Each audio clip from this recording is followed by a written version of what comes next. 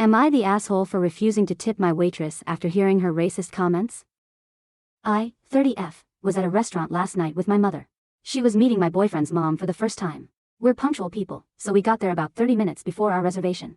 We got seated with no issues. It took the waitress 20 minutes to get to our table even though the restaurant was pretty empty. Right away I could tell that she didn't want to wait on us.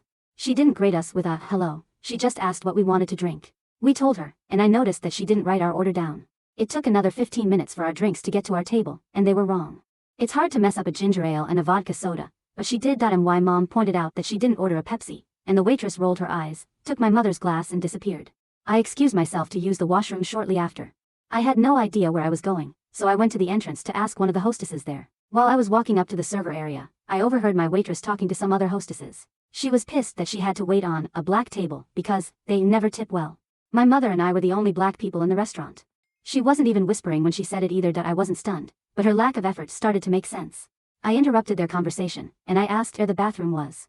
I didn't let on that I had heard what they were talking about. When I got out of the bathroom, my boyfriend and his mom were already seated. My boyfriend and his mother are white. When my waitress saw the rest of our party, she did a 180. Her service was stellar. She took notes, told jokes, and our water glasses were always filled. She didn't make another mistake. Because the night went so well, I decided to treat everyone and pay the check. She gave me the machine, and I smiled at her while I keyed in 0% for a tip. She didn't notice until after the receipt had been printed out.